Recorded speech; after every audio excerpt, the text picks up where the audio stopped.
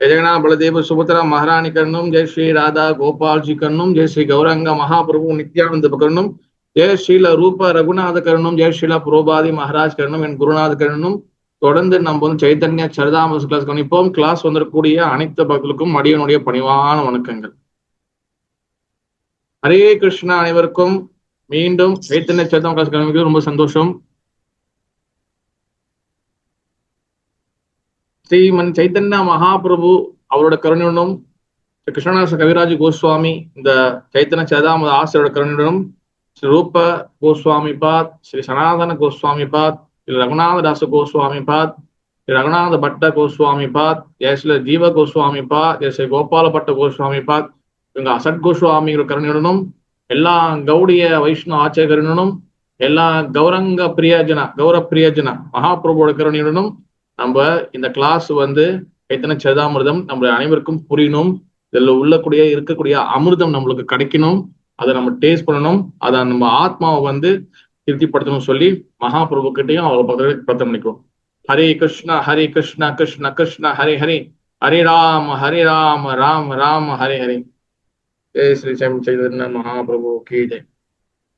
Chaitanya சரிதாமிரதா book இருந்தா நீ book வந்துக்கலாம், இல்லைன்னா வேத பேச வந்துக்கலாம். நீங்க சைத்தன்ய சரிதாமிரதா ஆதி லீலா அத்தியாயம் 2, சைத்தன்ய முழு முதற் கடவுள், ஸ்லோகம் 87, டெக்ஸ்ட் 87. ஹரே கிருஷ்ணா பிரபு. ஹரே கிருஷ்ணா லட்சுமண பிரபு, எப்படி இருக்கீங்க? ரொம்ப நாள் ஆளக்கான பிரபு. ஹரே கிருஷ்ணா, வேற கிளாஸ்ல பொண்ணால போறேன் பிரபு. கிளாஸ்க்கா? அதான் பிரபு. அப்பப்போ வந்துட்டு போங்க பிரபு. கண்டிப்பா வரும் பிரபு. உங்களுக்கு ரொம்ப நாள் மிஸ் பண்ணோம் உங்களைய. கண்டிப்பா வரும் பிரபு. வாங்க வாங்க வாங்க, சந்தோஷம். ஹரே கிருஷ்ணா. ஹரே கிருஷ்ணா பிரபு. ஸ்லோகம் 87, ஓகே, டெக்ஸ்ட் 87.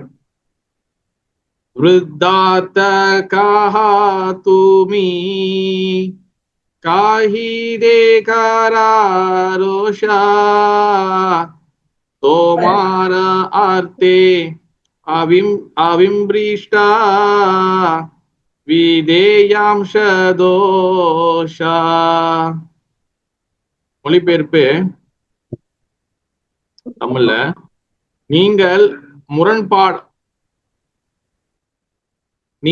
முரண்பாடான விளக்கத்தை கூறுகிறீர்கள் என்பதை சுட்டி காட்டும் போது கோபமடைகிறீர்கள். பயனிலை தவறான இடத்தில் வைக்கப்பட்டுள்ளதால் உங்களுடைய விளக்கம் பிழையாகிறது. இது ஏற்றுக்கொள்ள முடியாத தோஷமாகும். Yes Mallika Mataji. Hare Krishna. You say something contradictory and become angry when this is pointed out. Your explanations as the defeat of a misplaced predicate. This is an unconsidered adjustment. Hare Krishna. Thank you. Slogam 88, text 88. Yara bhagavada haite anyera bhagavada स्वयं भगवा सप्तेरा ताहाते सादा. மொழிபெயர்ப்பு, எவருடைய தெய்வீக தன்மையிலிருந்து மற்றவர் அனைவருக்கும் தெய்வீக தன்மையை பெறப்படுகிறதோ அந்த முழு முதற் கடவுள் மட்டுமே ஸ்வயம் பகவான் அல்லது முழு முதற் கடவுள் என்று முழு கடவுள் என்று அழைக்கப்படுவதற்கு உகந்தவர். எஸ், படிங்க. Only the personality of Godhead, the sources of all the divinities, is eligible to be designated Swayam Bhagavan or the primeval Lord. ஸ்லோகம் 89, text 89. Eva haite aiche बाहुदीपेरा ज्वालाना मूलैकादिबदाः कारिया गानाना. மொழிபெயர்ப்பு, ஒரு தீபத்திலிருந்து பல்வேறு தீபங்கள் ஒளியூட்டப்படும் பொழுது அந்த ஒரு தீபத்தினை நான் ஆதி மூலமாக கருதுகிறேன். Yes. When from one candle many others are lit, I consider that one the original. ஏஷி பக்தி வேதாந்த சுவாமி ஸ்ரீலா புரோபாதி மகாராஜ் பொலுருக்கு ஜெய். விஷ்ணு தத்துவம் அல்லது பூர்ண முழு முதற் கடவுளின் தத்துவமானது தீபத்தை போன்றதாகும். ஏனெனில் எல்லா விரிவுகளிலும் எல்லா விதத்திலும் தங்களது மூலத்திற்கு சமமாக உள்ளனர் என்று பிரம்ம சம்ஹீதையில் 5வது அத்தியாயத்தின் 46வது ஸ்லோகத்தில் கூறுகின்றன. எரியும் தீபம் ஒன்றினால் பல்வேறு எண்ணில் அடங்காத தீபங்களுக்கு ஒளியூட்ட முடியும். அவை எவ்விதத்திலும் கீழானவை அல்ல என்ற போதிலும் எந்த தீபத்தை கொண்டு மற்ற தீபங்கள் ஏற்றப்பட்டனவோ அந்த தீபம் ஆதி மூலமாக கருதப்பட வேண்டும். அதுபோலவே புருஷோத்தமரான முழுமுதற் கடவுள் தம்மை விஷ்ணு தத்துவங்களாக விரிவுபடுத்துகிறார். அவர் அனைவரும் சம சக்தி உடையவர்கள் என்ற போதிலும் அத்தகைய சக்தி வாய்ந்தவர்களின் முதலாக வருபவரை முழு முதற் கடவுள் என்று ஆதி மூலம் என்று கருத வேண்டும்.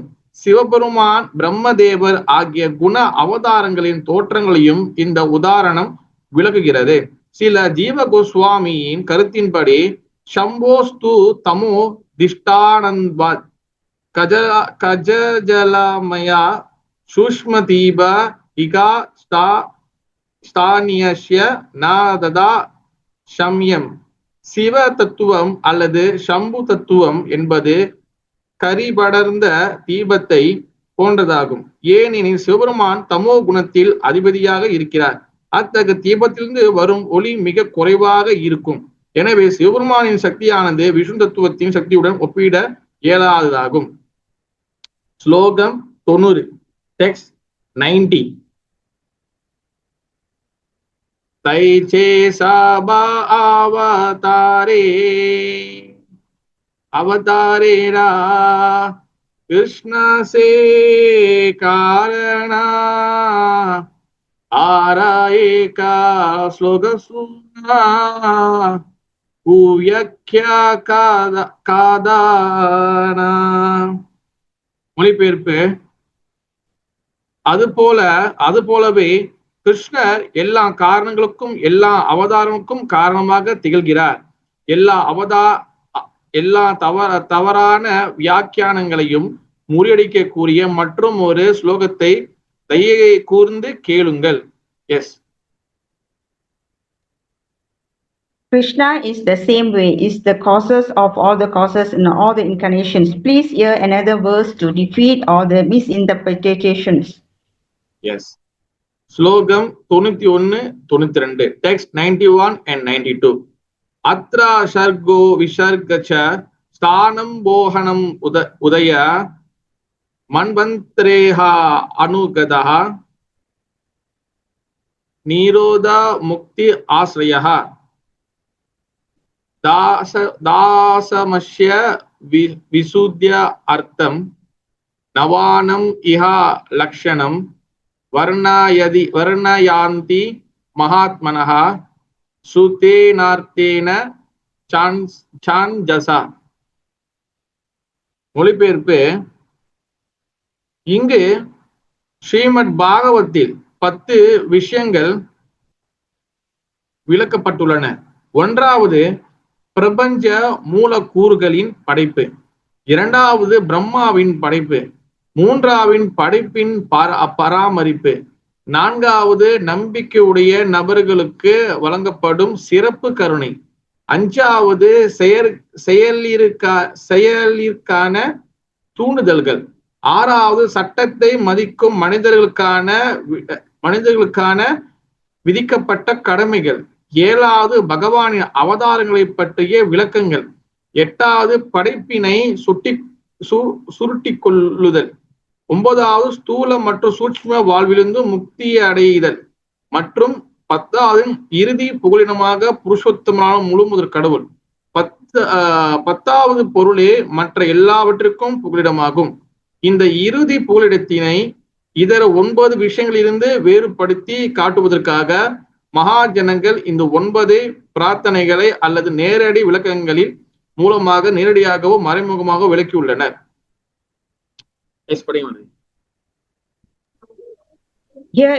Here in Srimad Bhagavatam, 10 subjects are described. First, the creation of the ingredients of the cosmos. Second, the creation of Brahma. Third, the maintenance of the creation. Fourth, special favor given to the faithful. Fifth, impetuses for activity. Sixth, prescribed duties for law-abiding men. Seven, description of the incarnation of the Lord. Eight, the winding of the creation. Nine, liberation from the cross and subtle material existence. And 10, the ultimate shelter, the Supreme Personality Godhead. The 10th item is the shelter of all the others. To distinguish this ultimate shelter from the other 9 subjects, the Mahajans have described these 9 directly or indirectly through prayers or direct explanations. Hare Krishna. Hare Krishna. Thank you, Mother. ஏஷி பக்தி வேதாந்த சுவாமி ஸ்ரீலா பிரபாதி மகாராஜ் போலோருக்கு ஜெய். ஸ்ரீமத் பாகவத்திலிருந்து 2வது காண்டம் 10வது அத்தியாயம் 1வது ஸ்லோகம் 2வது ஸ்லோகம் வரும் இந்த ஸ்லோகங்கள் பாகவதத்தில் விவாதிக்கப்பட்டுள்ள 10 விஷயங்களை குறிப்பிடப்படுகின்றன. அவற்றில் 10வதாக இருப்பதுவே சாரம். மற்ற 9 அந்த சாரத்திலிருந்து பெறப்படும் பிரிவுகளாகும். அந்த 10 விஷயங்கள் பின்வரும் பட்டியலிடப்படுகின்றன. 1வது ஷர்க, விஷ்ணுவின் முதல் படைப்பு. 5 ஸ்தூல ஜட பொருள்கள், 5 புலனுணர்வு பொருட்கள், 10 புலன்கள், மனம், புத்தி, அகங்காரம், மொத்த ஜட சக்தி அல்லது விஸ்வரூப ஆகியவற்றை இப்படைப்பு உருவாக்குகிறது. 2வது விசர்க, 2வது படைப்பு அல்லது நகரக்கூடிய மற்றும் நகராத உடல்களை பிரபஞ்சத்தினுள் பிரம்மாண்டத்தினுள் படைக்கக்கூடிய பிரம்மாவின் செயல். 3வது ஸ்தான, முழுமுதற் கடவுள் விஷ்ணுவினால் செய்யப்படும் பிரபஞ்சத்தின் பராமரிப்பு.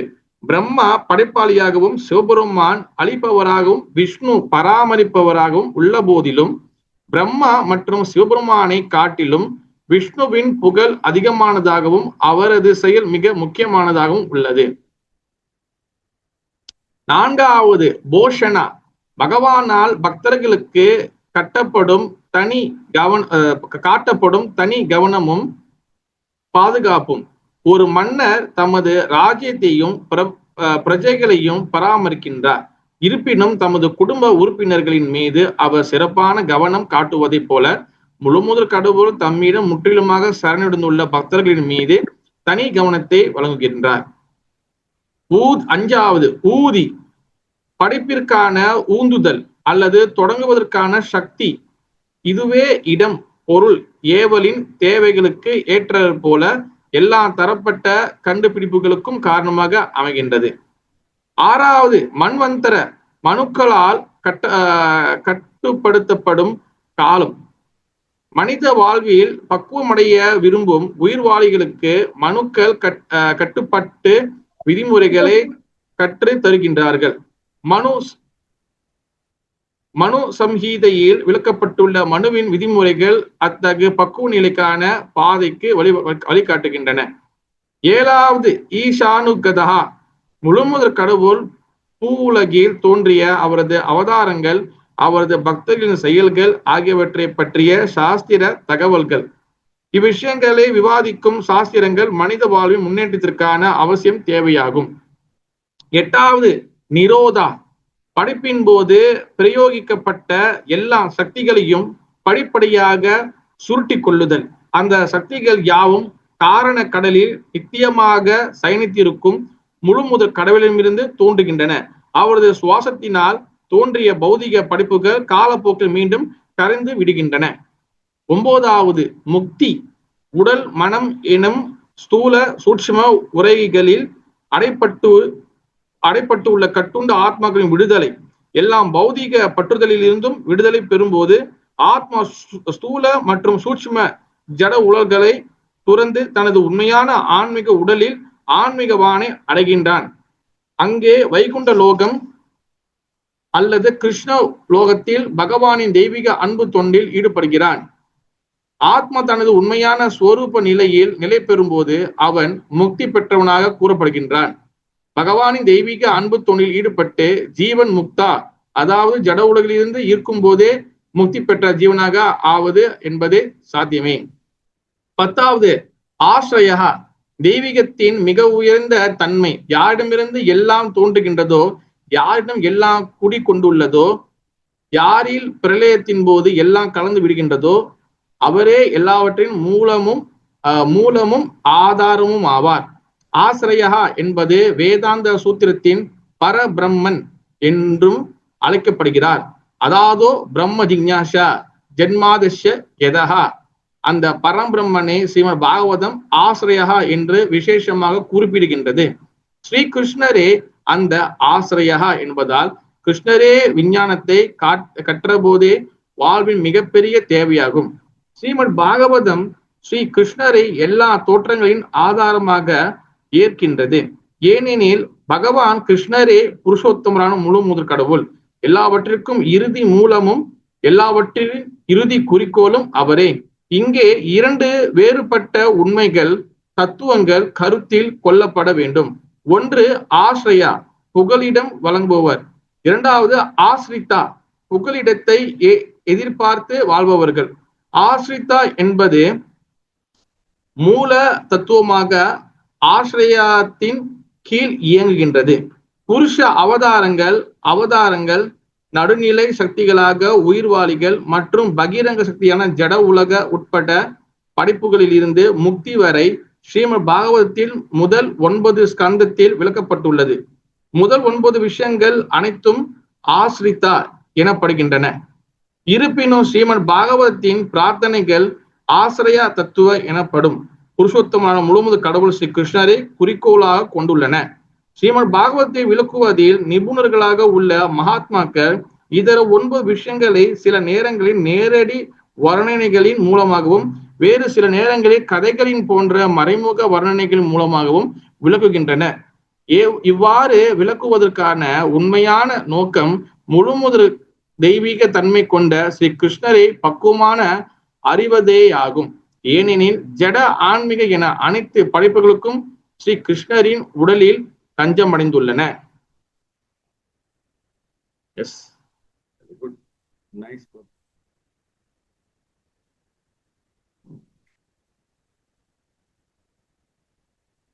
ஹரே கிருஷ்ணா.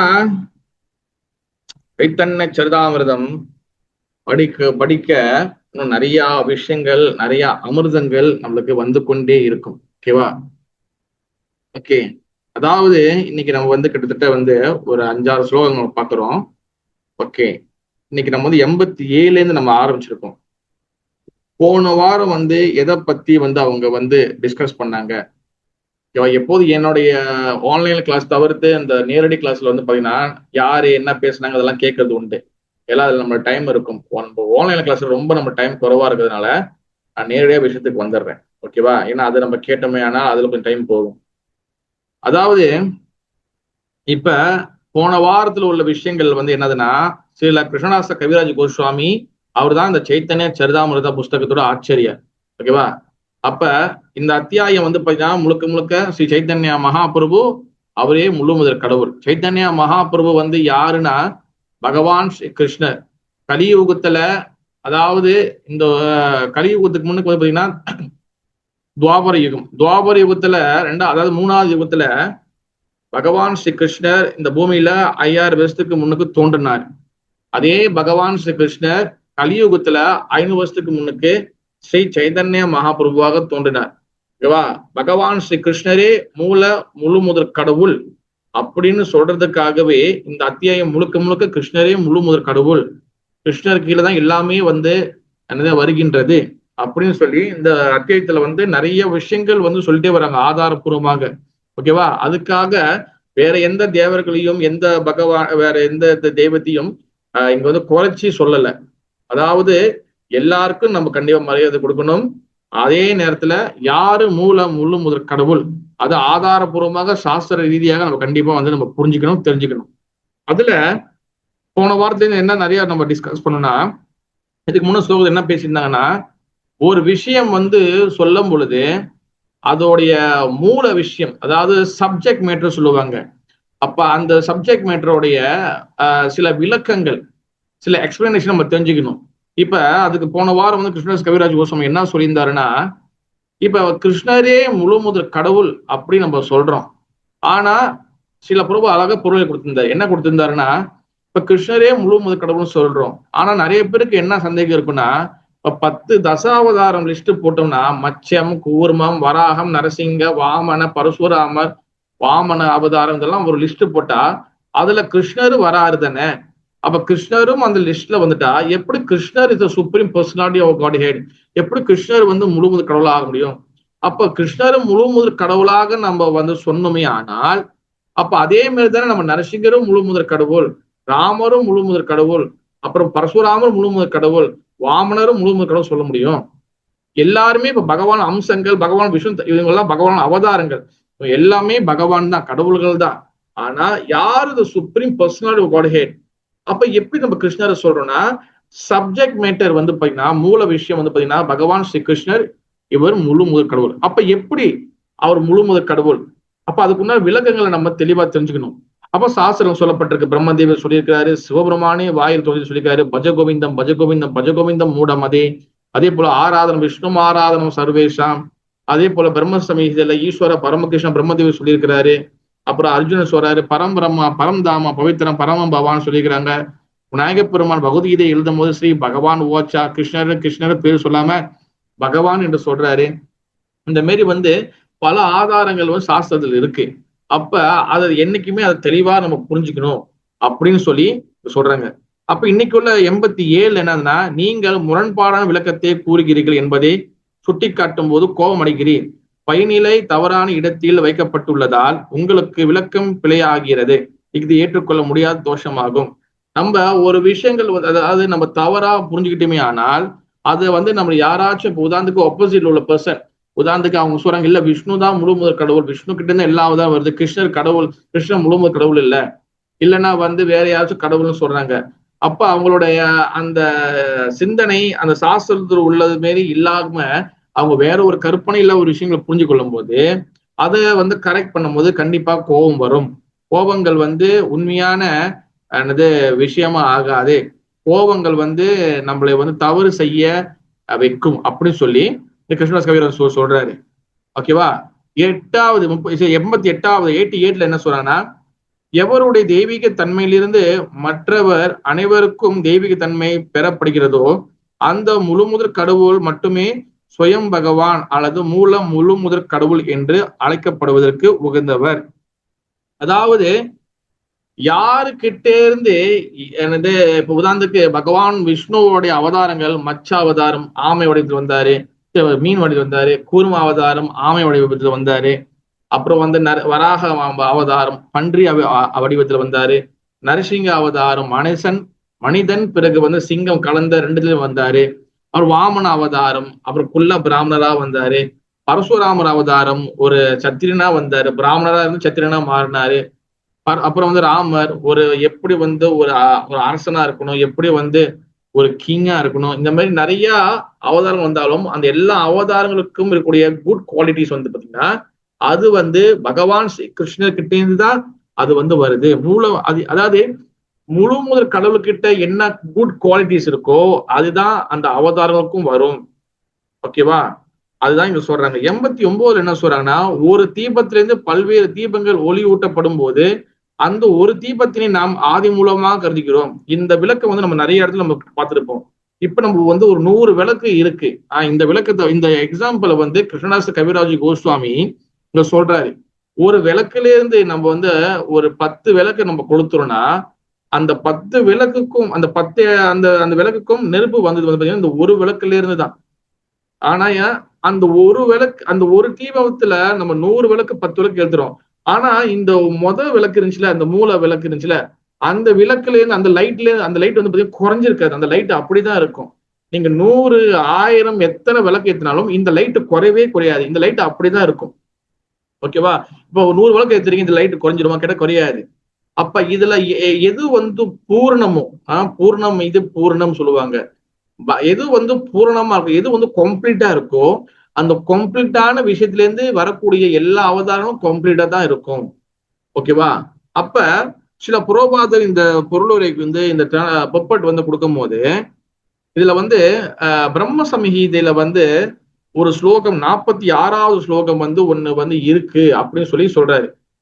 இந்த 46வது ஸ்லோகம் வந்து என்ன ஆகுதுன்னா, அதுல வந்து புரோபாதர் வந்து என்ன சொல்றாருன்னா, அந்த ஸ்லோகம் பிரம்ம சம்ஹிதையில 46வது ஸ்லோகம், தீபாசிரியேவஹி தசாந்தரம் அப்யுபேத்ய தீபாதியே விவர்த்த ஹேது சமான தர்மா யத் தத்ருகேவைஹி ச விஷ்ணுதயா விபாதிஹி கோவிந்தமாதி புருஷம் தமஹம் வஜாமி. பிரம்ம சம்ஹிதை பிரம்மதேவர் பாடி வச்சுட்டு போனாரு.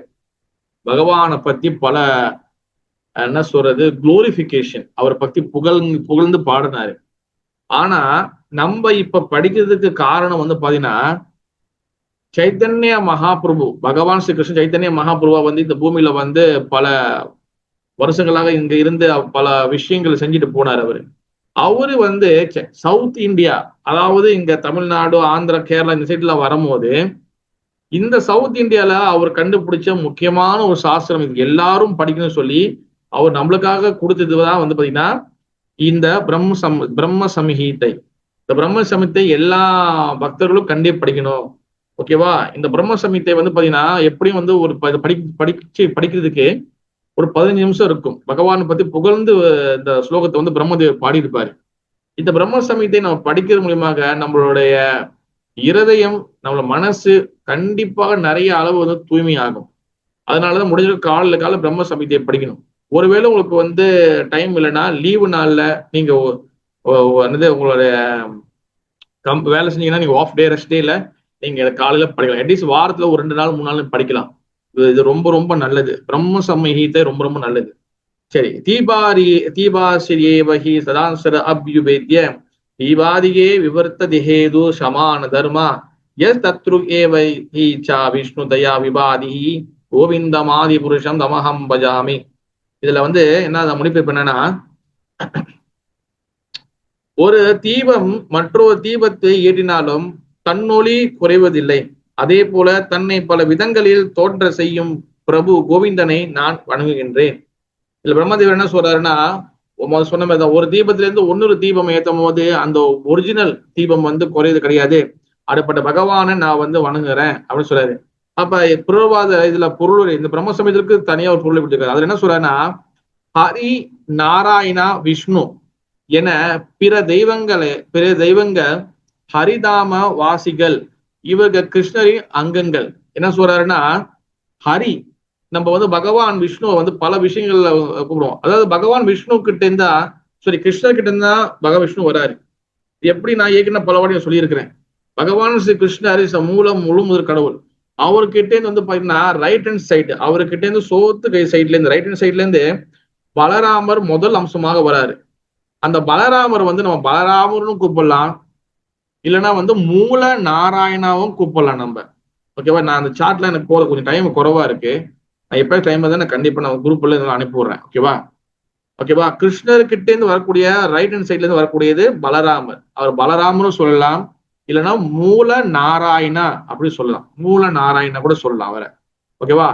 லெப்ட் ஹேண்ட் சைட்ல இருந்து பிஜே சைட்ல இருந்து வரக்கூடியது பாத்தீங்கன்னா அவருடைய அந்தரங்க சக்தியாக இருக்கக்கூடிய, அவருடைய ஹலாதினி சக்தியாக இருக்கக்கூடிய, அவருக்கு இன்பத்தை கொடுக்கக்கூடிய சக்தி இருக்கக்கூடிய அவர் லெப்ட் சைட்ல இருந்து வராங்க. அது யாருன்னா ஸ்ரீமதி ராதாராணி. இப்ப லக்ஷ்மி தேவி, ருக்மணி, சத்யபாமா, இப்ப பெண்களோட சக்திகள்லாம் இருக்கலாம். இப்ப மாதிரி இவங்க எல்லாம் வந்து ஸ்ரீமதி ராதாராணி கிட்டே இருந்து தான் எல்லாரும் வராங்க. ஓகே, பார்வதி தேவி உட்பட, சதி தேவி உட்பட இருக்கக்கூடிய அம்பாலோட சக்திகளா இருக்கலாம். இது எல்லாத்துக்கும் மூலம் வந்து ஸ்ரீமதி ராதாராணி தான். ஓகேவா? அப்ப இந்த ரைட் ஹேண்ட் சைட்ல வரக்கூடிய பலராமர் மூல நாராயணா. அப்ப அவர்கிட்ட இருந்தா வந்து பாத்தீங்கன்னா விஷ்ணுக்கள், பலராமர் கிட்ட இருந்தா விஷ்ணுக்கள் வராங்க. விஷ்ணு வந்து நம்ம பல பேர்ல கூப்பிடுவோம். ஹரின்னு கூப்பிடுவோம், நாராயண கூப்பிடுவோம், இல்ல விஷ்ணு கூப்பிடுவோம். இவங்கெல்லாம் வந்து பாத்தீங்கன்னா பகவானுடைய கிருஷ்ணருடைய தாமத்துல வசிக்கிறாங்க. ஓகேவா? ஹரி தாமத்துல இருக்கிறாங்க சொல்றாரு. இவருக்கு கிருஷ்ணர் அங்கங்க. ஓகே, கம்பீர தோற்றத்தில் கிருஷ்ணர் வைகுந்த வாசன் ஸ்ரீமன் நாராயணனே. ஓகேவா? நான் அந்த வைகுண்டத்துல கிருஷ்ணர் வந்து கம்பீரமான தோற்றத்துல அவர் அங்க கிருஷ்ணர் வந்து வைகுண்டத்துல வந்து, அதாவது வந்து பாத்தீங்கன்னா ஆன்மீக லோகத்துக்கு ஒரு ஹைரார்கி இருக்கு, ஒரு ஒரு படிக்கட்டு இருக்கு ஆன்மீக லோகத்துக்கு. ஓகேவா? அது எப்படின்னா, இப்ப நம்ம பூலோகம், ஓகேவா, புவகா சுவகா மதகா தபகா ஜனகா சத்தியம். ஓகேவா? இந்த லோகம் வந்து 7 லோகம். அதே போல நம்மளுக்கு லோகத்துக்கு கீழே அத்தல வித்தல தலாத்தல ரசத்தல மகாத்தல பாதாள, இது நரகலோகம். இது எல்லாமே மேல 7 கீழே 7, இது எல்லாமே 14. இது வந்து ஒரு அண்டம், இது ஒரு அண்டம். ஓகேவா? இந்த அண்டத்துக்கு அப்பாற்பட்டு இருக்கிறது தான் ஸ்பிரிச்சுவல் உலகம்.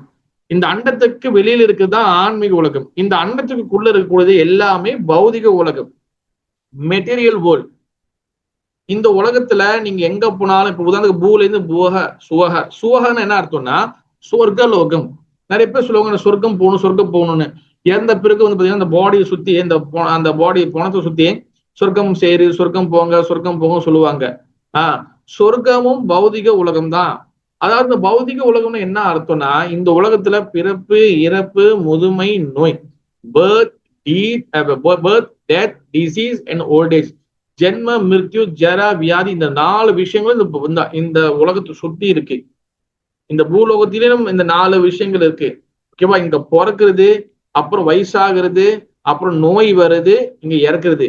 இதுதான் ரிப்பீட்டடா வந்துகிட்டு இருக்கும். அப்ப நம்ம வந்து பூலோகத்துல இருப்போம், பூலோகம் சத்து மேல லோகத்துக்கு போயிட்டு திருப்பி இங்க வரணும். அதனாலதான் வந்து பாருங்க, எல்லா பிறவியும் நான் பிறந்தேன்னு சொல்லி சிவபுராணம் சொல்லப்படுது. புல்லாகி பூலாகி பல் விரகமாகி பாம்பாகி பேயாகி நான் சொல்ல வருது பாருங்க. அப்ப இந்த மனித வாழ்க்கையோட குறிக்கோள் வந்து என்னதுன்னா, இந்த அண்டத்திலேருந்து நம்ம வெளியாகணும். இந்த அண்டத்திலேருந்து வெளியாகி ஆன்மீக லோகத்துக்கு போகணும். அப்ப இந்த அண்டத்துக்கு வெளியில வந்து என்ன இருக்குன்னா, வெளியில வந்து மிகப்பெரிய ஒரு நதி இருக்கு. அதான் வந்து விரஜா நதி, இல்லைன்னா காரண ஓஷன்னு சொல்லுவாங்க. அப்ப அதுக்கப்புறம் மேல வந்து பாத்தீங்கன்னா கைலாசம் இருக்கு. அப்புறம் அதுக்கப்புறம் வந்து பாத்தீங்கன்னா பிரம்மஜோதி இருக்கு. சரி, பிரம்மஜோதி, அதுக்கப்புறம் கைலாசம் இருக்கு. அதான் நினைக்கிறேன், ஒரு நாளாச்சு நான். அப்ப அந்த அதுக்கப்புறம் பாத்தீங்கன்னா அந்த பிரம்மஜோதிக்கு அப்புறம், அதாவது கைலாசம், அதுக்கப்புறம் பிரம்மஜோதி. ஆமா, கைலாசம் பிரம்மஜோதி, அதுக்கப்புறம் வந்து பாத்தீங்கன்னா வந்து வைகுண்டம் இருக்கு. அந்த பிரம்மஜோதி கடந்த பிறகுதான், சாரி பிரம்மஜோதி, அதுக்கப்புறம் வந்து பாத்தீங்கன்னா அதுக்கப்புறம் தான் வந்து பாத்தீங்கன்னா இது இருக்கு, என்னது, காரண கடல் இருக்கு. ஓகேவா? சாரி. அப்ப அந்த அண்டத்துக்கு அப்புறம் மேல வந்து பாத்தீங்கன்னா ஒரு ஒளி வட்டம் இருக்கு, அதான் பிரம்மஜோதி. இப்ப யாரெல்லாம் வந்து இந்த ஜோதி வழிபாடு பண்றாங்களோ, அந்த ஜோதி இருக்காங்களோ, அவங்க அந்த ஜோதிக்கு போயிடுவாங்க. அந்த ஜோதிக்குள்ள போனாலும் அங்கேயும் சில கொஞ்ச நாள் இருந்துட்டு திருப்பி இந்த பூமிக்கு வந்துதான் ஆகணும். நீங்க சொர்க்கத்துக்கு போனாலும் கொஞ்ச நாள் இருந்துட்டு இந்த பூமிக்கு வந்துதான் ஆகணும். ஓகேவா? அப்ப ஜோதியை கடந்து அதுக்கப்புறம் பாத்தீங்கன்னா விரஜா நதி ஓடும். அந்த நதிக்கு அப்பாற்பட்டு தான் கைலாசம், அப்புறம் வைகுண்டம், இதெல்லாமே இருக்கு. அப்ப வைகுண்டம் தான் முதல் லேயரு. வைகுண்டம் பாத்தீங்கன்னா பல வைகுண்டங்கள் இருக்கும். அதுல வந்து விஷ்ணு பல பேர் இருப்பாரு. என்னது, பத்மநாபா, அப்புறம் பார்த்த சாரதி, அப்புறம் வந்து இந்த மாதிரி பல பேர்ல வைகுண்டத்துல ஒரு 4 கை ரூபத்துல விஷ்ணுக்கள் வந்து பல லோகங்கள் இருப்பாங்க. இதுதான் வைகுண்டம். வைகுண்டத்துக்கு அப்பாற்பட்டு மேல போனீங்கன்னா துவாரகா இருக்கும். இந்த பூமியில ஒரு துவாரகை இருக்கு பாத்தீங்களா, அது வந்து பூமியில உள்ளது. ஒரிஜினலா ஒரு துவாரகை இருக்கும். அங்க விஷ்ணு வந்து வாசுதேவர் விஷ்ணுவா இருப்பாரு. அப்புறம் வந்து பாத்தீங்கன்னா மதுரா இருக்கும். இப்ப துவாரகையில பாத்தீங்கன்னா அங்க ருக்மணி சத்தியபாமாலாம் இருப்பாங்க அங்க. அப்ப அடுத்தது அதுக்கு மேல பாத்தீங்கன்னா மதுராக்கு போய் என்ன இருக்கும், அங்க பகவான் வாசுதேவர் இருப்பார். பகவான் கிருஷ்ணர் தான் வாசுதேவரா இருப்பாரு. அங்க தேவகி, என்னது, வசுதேவர் அவங்க அப்பா, இவங்க எல்லாம் இருப்பாங்க. ஓகேவா? அப்புறம் அதுக்கப்புறம் மேல போனீங்கன்னா அதுக்கப்புறம் தான் கோலோக பிருந்தாவனம் இருக்கும். கோலோக பிருந்தாவனம் வந்து பாத்தீங்கன்னா பகவான் ஸ்ரீ கிருஷ்ணர், அங்க யசோதா, நந்த மகாராஜா, கோப்பர்கள் இந்த மாதிரி பல கிருஷ்ண சம்பந்தப்பட்டமான மாதுரி லீலையில உள்ளவங்க அதுக்குள்ள இருப்பாங்க. ஓகேவா? இப்ப இப்படிதான் வந்து ஹைரார்கி பிரிக்கப்படுது ஸ்பிரிச்சுவல் லோகம். வெரி சிம்பிளா நீங்க புரிஞ்சுக்கலாம். ஓகேவா? அப்ப இதுல வந்து பாத்தீங்கன்னா பகவான் என்னது நாராயணர் சொல்றா பாருங்க. இந்த நாராயணர் ஒரு அங்கம், காரணோதய சாய் விஷ்ணு. இவரின் ஒரு பகுதி கர்ப்போ சாய் விஷ்ணு, இவரின் ஒரு பகுதி ஷீரோ சாய் விஷ்ணு. அப்ப பகவான் கிருஷ்ணர் கிட்ட இருந்து வந்து பாத்தீங்கன்னா பலராமர் வராரு. பலராம கிட்ட விஷ்ணு வரா சொன்னல. அதுல விஷ்ணுல வந்து 3 விஷ்ணு இருக்காங்க, ஏற்கனவே சொல்லியிருக்கோம். காரண உதக சாய் விஷ்ணு. காரண ஒரு சாய் விஷ்ணு எங்க இருக்கிறாரு? அவரு இந்த பிரபஞ்சங்கள், இப்ப ஒரு சொன்னல அண்டம் இருக்குல்ல, இந்த அண்டம் வந்து இந்த மாதிரி பல அண்டங்கள் இருக்கு, பல லோகங்கள் இருக்கு இந்த மாதிரி. ஓகேவா? பல பூமிகள் இருக்கு. பல பல பூமியில பல பல மனிதர்கள் இன்னும் நிறைய பேர் இருக்கிறாங்க. இந்த அண்டத்துல இந்த பூலோகத்துல நம்ம வந்து இங்க மனிதர்களாக இருக்கும். இதே போல பல பல அண்டங்கள் இருக்கு. அப்ப இது எல்லாமே எங்க இருக்குன்னா வெரி சிம்பிள். ஓகேவா? எப்படின்னா இதெல்லாம் படத்தை காட்டினா தான் உங்களுக்கு புரிய வரும். பட் நான் என்னால டைம் இல்லாதனால நான் உங்களுக்கு சொல்றேன். நான் ஆன்மீக உலகம் வந்து பாத்தீங்கன்னா முழுக்க முழுக்க வெளிச்சமா இருக்கும். ஆன்மீக உலகம் முழுக்க முழுக்க லைட் ஃபுல் வெளிச்சமா இருக்கும். அதுல வந்து சூரியன் ஒளிலாம் இருக்காது. அங்க வந்து பை நேச்சர் இயற்கையாகவே அங்க வந்து பாத்தீங்கன்னா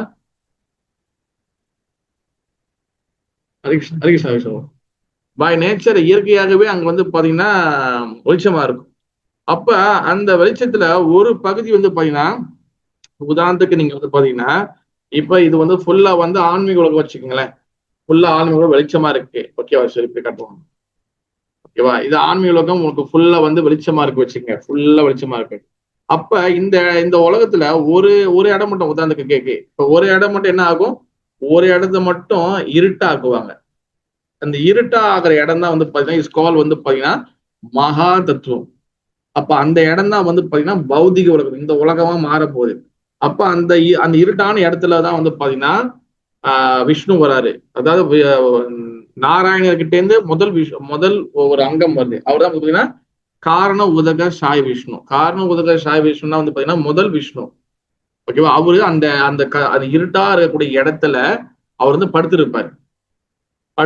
அங்க வந்து பாத்தீங்கன்னா அவர் பாடியில இருந்தா நிறைய அண்டங்கள் வெளியே வரும். அப்போ ஒவ்வொரு அண்டத்துக்குள்ளேயும் வந்து பாத்தீங்கன்னா கர்ப்ப உதக சாய் விஷ்ணு 2வது விஷ்ணு போவார். அவரு வந்து பாத்தீங்கன்னா அவரு வந்து உள்ளுக்குள்ள ஒரு ஒரு அண்டத்துக்குள்ளேயும் இருப்பாரு. அவர் எப்படி இருப்பாருன்னா படுத்திருப்பாரு. பால் கடல் இருக்கும். அவரு தொப்புல இருந்து தாமரப்பூ வரும். அந்த தாமரப்பூல மேல பிரம்மதேவர் உட்கார்ந்துருப்பாரு. பிறகு பிரம்மதேவர் என்ன பண்ணுவாரு? அதுக்கப்புறம் வந்து ஒவ்வொரு ஜீவராசியும் படிக்கும் போது அந்த ஒவ்வொரு ஜீவராசியோடைய இருதயத்திலும் பரமாத்மாவுக்கு 3வது விஷ்ணு க்ஷீர உதக சாய் விஷ்ணு போவார். இந்த மாதிரிதான் வந்து 3 விஷ்ணுக்கள் பிரியிறாங்க சொல்லி சொல்றாரு. அப்ப பாருங்க, அவர் கிருஷ்ண கிட்ட இருந்து பலராமர் தான் மூல நாராயணா. அவர்கிட்ட இருந்து வந்து இன்னொரு நாராயணன் வராரு. அவர்கிட்ட இருந்து விஷ்ணுக்கள் வராங்க. அப்போ ஒரு தீபத்துல இருந்து பல தீபங்கள் ஏத்தும் போது பல விளக்கு ஏத்துறோம்ல. அப்ப அந்த ஒரிஜினல் தீபத்தோடைய அந்த விளக்கு வந்து குறையாது. அப்ப அந்த மாதிரி கிருஷ்ணகிட்ட இருந்து வரக்கூடியதான் இது எல்லாமே. ஆனா பகவான் ஸ்ரீ கிருஷ்ணருடைய சக்திகள் இது குறையாது. அப்புறம் அந்த பொருள் ஒண்ணு என்ன சொல்றாங்க பிரம்மசமய பொருள் இல்ல, விஷ்ணு என்றால் எங்கும் நிறைந்தவர் என்று அர்த்தம். விஷ்ணுனா எல்லா இடத்துலயும் நிறைஞ்சிருக்கிறாரு. விஷ்ணுனா எல்லா இடத்துலயும் கம்ப்ளீட்டா எல்லா இடத்துலயும் காத்து எங்கெங்கெல்லாம் இருக்கோ அந்த மாதிரி எல்லா இடத்துலயும் இருப்பவர் தான் விஷ்ணு. இவர் சகலமும் அறிந்தவர், சர்வ வல்லமை வாய்ந்தவர். இந்த ஸ்லோகத்தில் க்ஷீரவுதக சாய் தன்மை விவரிக்கப்பட்டுள்ளது. சத்துகுணத்தில் மொத்த உருவமான விஷ்ணு ஜடத்தன்மைகளால் கலக்கப்பட சம்புவிடமிருந்து மாறுபட்டவர். இங்க என்ன சொல்றாங்கன்னா, இப்ப இந்த படைப்பு வந்து எப்படி படைக்கப்படுதுன்னா, விஷ்ணு வந்து முதல் விஷ்ணு சொன்னல. அப்ப காரண உதவ சாய் விஷ்ணு வந்து என்ன பண்றாரு? அந்த இடத்துல படைச்சிருக்காரு.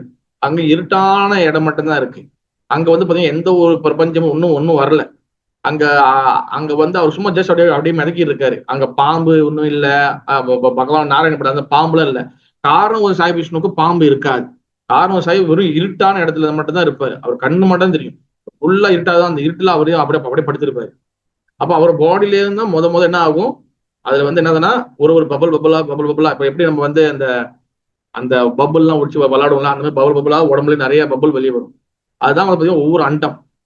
அப்ப அந்த அண்டம் ஒரு அண்டத்துல வந்து பாத்தீங்கன்னா சொன்ன மாதிரி ஒரு அண்டத்திலயும் பூர் புவக சுவக மத்தக தப்பக ஜனக சத்தியம் கீழே அத்தல வித்தல தலாத்தல மகாதல ரசத்தல பாதல இந்த மாதிரி 14 லோகங்கள் ஒரு அண்டத்துல இருக்கும். அந்த அண்டத்தோட கடைசியில கீழே தான் வந்து பாத்தீங்கன்னா இந்த 2வது விஷ்ணு. விஷ்ணு காரண சாய், 2வது விஷ்ணு கர்ப்ப உதக சாய் விஷ்ணு. அவர் தான் கீழே படுத்திருப்பார். அப்ப அவருடைய படுத்திருக்கிற அவரோட தொப்புல இருந்தா ஒரு தாமரப்பூ வரும். அந்த தாமரப்பூ தான் ஒரு நீட்டான கொடி மாரி போகும். ஓகேவா? இதுதான் வந்து பாத்தீங்கன்னா இதுலதான் வந்து இந்த பூலோகம்லாம் பிரியுது. ஓகேவா? இந்த 14 லோகங்கள் இந்த தாமரப்பூவோட தண்டுல நேரம் ஒண்ணு போகுதுல, அதுல இருந்தா பூர்புவ சுவாத்தமா பிரியுது. கீழே அத்தல ரசத்தல பாதால சொல்லி நரகலோகம் பிரியுது. அப்ப இருக்கக்கூடிய சத்தியலோகம் மேல இருக்கும் பாருங்க, அங்கதான் பிரம்மதேவ் இருக்காரு. இப்ப இது எல்லாமே வந்து என்னது? இதெல்லாம் வந்து ஒரு அண்டம். ஒரு அண்டத்துக்குள்ள இப்படிதான் இருக்கும். ஓகேவா? அப்ப இதுல பகவான் விஷ்ணு 2வது விஷ்ணு கர்ப்ப சாய் விஷ்ணு. அவர் பிரம்மதேவர் வரைக்கும் படைச்சிட்டாரு. இப்ப பிரம்மதேவர் என்ன பண்ணுவாருன்னா, பிரம்மதேவர் வந்து மனிதர்கள் படைக்கணும். மனிதர்கள் படைக்கிறதுக்கு முன்னுக்கு வந்து பாத்தீங்கன்னா இங்க உலகத்துக்கு எல்லாம் வேணும். நிலம், நீர், நெருப்பு, காற்று, ஆகாயம் எல்லாம் வேணும். அப்ப இத வந்து இந்த இந்த இந்த ஜட இயற்கை இதெல்லாம் படைக்கணும்னா ஆன்மீகத்துல உள்ள சக்தியும் இந்த ஜட உலகத்துல கூடிய பௌதிக சக்தியும் இந்த பிரகிருத்தியும் பௌதிக சக்தி வந்து பாத்தீங்கன்னா ஒரு பெண்ணுக்கு வந்து சமமா சொல்லுவாங்க. அது வந்து பிரகிருத்தின்னு சொல்லுவாங்க. ஆன்மீக சக்தி வந்து பாத்தீங்கன்னா அது வந்து ஸ்பிரிச்சுவல் சக்தி, அது ஒரு ஆணுக்கு ஒப்பிடுவாங்க.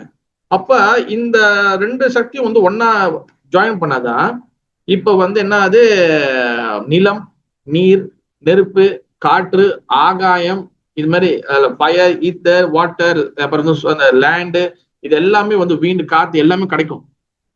அப்ப இங்க என்ன நடக்குதுன்னா இப்ப பௌதிக சக்தினா மாயா சக்தி, இஸ் அ ஜட சக்தி. அது வந்து லோ எனர்ஜி. ஓகேவா? இப்ப நம்ம இருக்கிறது வந்து இந்த உலகத்துல லோ எனர்ஜில இருக்கும், லோ கிளாஸ் எனர்ஜி. ஓகேவா? பௌதிக சக்தி. அதனாலதான் நமக்கு நைட் ஆகுது, பகல் ஆகுது, இருட்டுது, இன்னும் ஆகுது. ஆன்மீக சக்தி வந்து பாத்தீங்கன்னா ஸ்பிரிச்சுவல், அது ஹையர் சக்தி, உயர்தரமான சக்தி. அங்க இருட்டாது, அங்க டைம் இருக்காது, அங்க காலம் இருக்காது, அங்க வந்து பசிக்காது, அங்கெல்லாம் கம்ப்ளீட். பௌதிக சக்தி வந்து பாத்தீங்கன்னா இன்கம்ப்ளீட். இங்க வந்து எல்லாமே உங்களுக்கு வந்து தேவைப்படும், பசிக்கும், தூக்கம் வரும், எல்லாமே பிரச்சனை இருக்கும். அப்ப இந்த பௌதிக சக்தியோட ஆன்மீக சக்தி மிக்ஸ் பண்ணணும். பகவான் விஷ்ணு வந்து என்ன பண்ணுவாரு, அவரு பௌதிக சக்தியோட மிக்ஸ் பண்ண மாட்டாரு. அவர் எப்பவுமே ஸ்பிரிச்சுவலா தான் இருப்பாரு. அப்ப பௌதிக சக்தியோட மிக்ஸ் பண்ணணும், ஒரு ஆன்மீக சக்தி பௌதிக சக்தி மிக்ஸ் பண்ணணும். அப்ப இங்க யாரு தேவை? இங்கதான் வந்து பாத்தீங்கன்னா பகவானோட இன்னொரு அங்கமாக என்ன பண்ணுது, சிவபெருமான் வந்து தோன்றாரு. அப்ப சிவபெருமானும் வந்து பாத்தீங்கன்னா பகவான் விஷ்ணு கிட்டே இருந்து அவர் வந்து வராரு. அவரு வந்து இந்த பௌதிக சக்தியோட தோன்றாரு. அதனால என்ன நடக்குது, அப்பதான் பிரபஞ்சங்கள் படைக்குது. அதனால இந்த பௌதிக உலகத்துக்கு வந்து பாத்தீங்கன்னா மெயின் ப்ரொடெக்டர் வந்து பகவான் விஷ்ணு இருந்தாலும் இந்த பௌதிக உலகத்துக்கு சில ஏஜென்ட் இருப்பாங்க. அவங்க தான் வந்து பாத்தீங்கன்னா சிவபெருமான், பார்வதி தாயார், முருகப்பெருமான், விநாயக பெருமான். இந்த ஃபேமிலி, சிவபெருமான் ஃபேமிலி தான் வந்து பாத்தீங்கன்னா இந்த மற்ற விஷயங்கள்லாம் பாத்துக்கிறாங்க. உதாரணத்துக்கு ஒரு நாட்டுக்கு ராஜா இருப்பாரு, அவரு வந்து பல மந்திரிகள் இருப்பாங்க. ஓகே, ஒரு சிஎம் இருக்காருன்னா அவர் சிஎம்க்கு பல மந்திரி இருப்பாங்க. ஓகேவா? அதே அந்த நாட்டுல ஒரு ஜெயில் இருக்கும். ஓகேவா? குற்றவாளியெல்லாம் வந்து போடுறதுக்கு அந்த பிரிசன் ஹவுஸ்ன்னு ஒன்று இருக்கும். அப்ப அதுக்குன்னு சொல்லி மெயினா வந்து ஒரு இன்சார்ஜ் இருப்பாங்க. ஓகேவா? அதே போல பகவானுக்கு இந்த பல பிரபஞ்சங்கள் இருந்தாலும் இந்த ஜெயில் மாதிரி தான் இந்த பௌதிக உலகம். இந்த ஜெயிலுக்கு வந்து பாத்தீங்கன்னா ஒரு பிரிசன், அதாவது வார்டன் வந்து யாருன்னா சிவபெருமான் ஃபேமிலி தான். அப்ப அவர் மிக்ஸ் பண்ண பிறகுதான் இந்த பிரபஞ்சங்கள் உருவாக முடியும். இந்த நிலம், நீர், நெருப்பு, காற்று, ஆகாயம் இதெல்லாம் உருவாக்க முடியும்.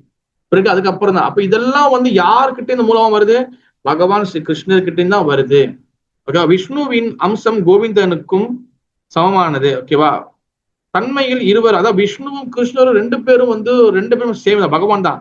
ஆனால் தன்மையில் இருவரும் கலப்படமற்ற அம்சங்கள் பொருந்தியவர்கள். ரெண்டு பேருக்கும் வந்து எந்த வகையான வேறுபாடும் இல்லை, ரெண்டுமே வந்து ஒண்ணுதான். தானு சாய் விஷ்ணு, கோவிந்தனும் ஒன்றே. இந்த தெய்வீகத்தின் பின்னப்படுத்தப்பட்ட பகுதி பிரம்மன், ரஜோகுணம் கொண்டவர், ஜடத்தன்மை கொண்டவர் சம்பு. இருவரும் ஒரு படுத்தப்பட்ட பகுதி. ஓகே, அதாவது என்ன அர்த்தம்னா இப்ப 3 பேர் முக்கியமான நபர்கள் இந்த படைப்புல. ஒண்ணு பிரம்மதேவர், அவர் வந்து படைக்கிறாரு. ஒண்ணுன்னு சிவபெருமான், அவர் வந்து அழிக்கிறாரு. அப்புறம் ஒண்ணு வந்து விஷ்ணு காக்குறாரு. ஓகேவா? சிவபெருமான் வந்து பாத்தீங்கன்னா தமோ குணத்தை சேர்ந்தவர். தமோ குணம்னா எப்படின்னா, தமோ குணம் வந்து என்னன்னா ஒரு மந்தமான ஒரு தன்மை. அப்ப அழிக்கிறதுக்கு தமோ குணம் தான் தேவை. ஏன்னா எல்லாத்தையும் அழிக்கிறதுக்கு தமோ குணம் தான் வந்து முக்கியமான விஷயம். அப்ப அதுக்கு அதிபதி சிவபெருமான். ஒண்ணுல வந்து ரஜோ குணம் வந்து பாத்தீங்கன்னா மூட் ஆஃப் த பேஷன், தீவிரமான குணம். அப்ப படைக்கிறதுக்கு தீவிரமான குணம் தேவை, அது பிரம்மதேவர் செய்யறாரு. ஆனா மெயின்டைன் பண்றது ரொம்ப நேரம், ரொம்ப காலங்களும் மெயின்டைன் பண்ணணும். அப்ப அதுக்கு வந்து சாத்விக குணம் தேவை. அந்த சாத்விக குணத்துக்கு அதிபதி தான் பகவான் விஷ்ணு. ஓகேவா? அப்ப இவங்க 3 பேர் வந்து பாத்தீங்கன்னா குணாவதாரம். இவங்க எல்லாம் யார்கிட்ட வராங்க, பகவான் ஸ்ரீ கிருஷ்ண கிட்ட தான் வராங்க. அதாவது சாத்விக குணத்தில். எனவே விஷ்ணு கோவிந்தன் பார்ப்பட்ட முழு அம்சம், ஈஸ்வரர் என்ற மிக மிக உயர்ந்த அந்தஸ்தை பெற்றுபவர். இவர் மாயா சக்தியின் அதிகாரி, ஆனால் அவருடன் சேராதவர். எஸ், மாயா கூட பகவான் விஷ்ணு சேர மாட்டார்.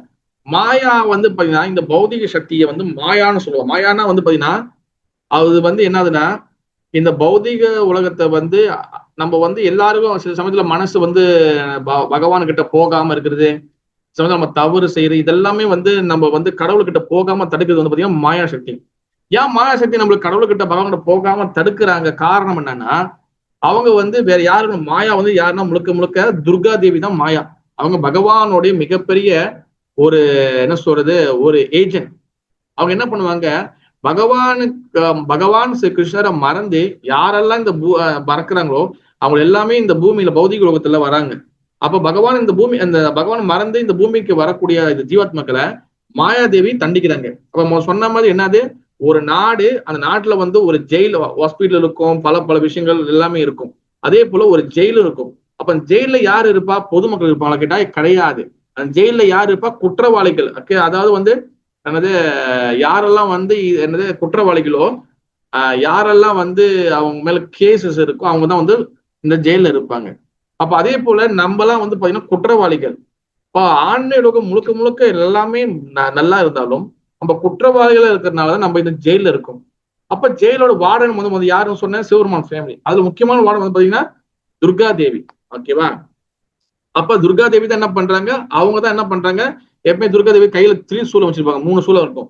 3 வகையான துன்பங்களை கொடுத்து நம்மளை வந்து இங்க வந்து நம்மளை வந்து டார்ச்சர் பண்றாங்க, பிரச்சனை கொடுக்குறாங்க. ஒன்னாவது வந்து என்னது, ஆதி ஆத்மிகா. ஆதி ஆத்மீகா கிளேஷ்னா வந்து துன்பம் அர்த்தம். ஆதி ஆத்மிகானா முத வந்து என்னது, உடலாலும் மனசால வரக்கூடிய துன்பம் ஆதி ஆத்மிகா. ரெண்டாவது ஆதி தெய்வீகா. ஆதி தெய்வீகானா வந்து என்னன்னா என்னது, இயற்கையால வரக்கூடிய துன்பங்கள். நம்மளுக்கு சுனாமியோ இல்ல வந்து சூப்பர் சைக்கிளோன் இல்லைன்னா வந்து சூறாவளி காத்து வருது, இந்த மாதிரிலாம் ஆதி தெய்வீகா. அதனால நமக்கு துன்பங்கள் வரும். மூணாவது ஆதி பௌதிகா. ஆதி பௌதிகானா என்னது, பிற ஜீவராசியால மத்தவங்களால நம்மளுக்கு வரக்கூடிய துன்பங்கள். கொசு கடிக்கிறதுல இருந்து ஆரம்பிச்சு மத்தவங்க நம்மளுக்கு திட்டுறது, இது எல்லாமே ஆதி பௌதிகா. அப்ப 3 துன்பங்களை யாரு கொடுக்குறான்னா துர்காதேவி தான் கொடுக்குறாங்க. ஏன் கொடுக்குறாங்க, யாரால இந்த பௌதிக உலகத்துல பகவானை மறந்து இங்க மாட்டி இருக்குமோ நம்மளுக்கு எல்லாத்துக்கும் வந்து நம்மளுக்கு துன்பத்தை கொடுக்குறாங்க.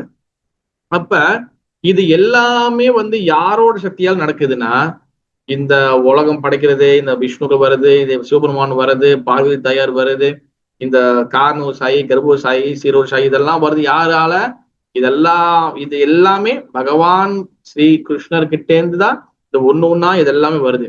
அப்போ ஒரு தீபத்திலேருந்து இன்னொரு தீபத்தை நம்ம வந்து ஏத்தும் போது அந்த மூலமா அந்த ஒரிஜினலுக்கு கூட தீபம் அது குறையாது. ஆனா அது என்ன பண்ணுது, அது 100 விளக்கு இடத்துக்கும் அது வெளிச்சத்தை கொடுக்குது, 100 இடத்துக்கு விளக்க கொடுக்குது. அப்ப இது வந்து பகவான் ஸ்ரீ கிருஷ்ணர்கிட்டே தான் நடக்குது.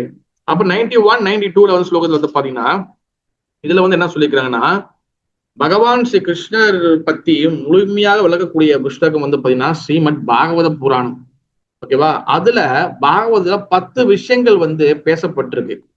பாகவதம் அதாவது பகவத்கீதையில எத்தனை விஷயங்கள் பேசப்பட்டிருக்கு சொல்லுங்க பார்க்கலாம் யாராச்சும். பகவத்கீதையில எத்தனை விஷயங்கள் பேசப்பட்டிருக்கு? ரொம்ப நேரம் நான் பேசினேன், கொஞ்சம் தான் உங்க கேள்வி கேட்கலாம். ஹரிகிருஷ்ணா இருக்கீங்களா?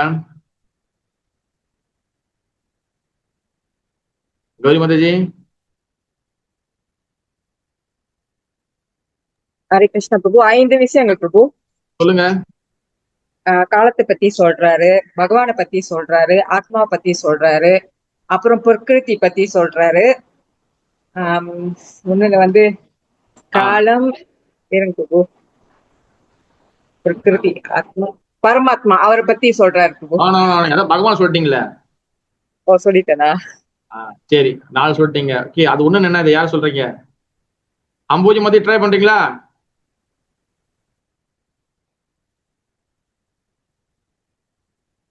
ஒண்ணு என்னது மாதாஜி? 5 விஷயங்கள் சொல்லப்பட்டிருக்கு பகவத்கீதையில.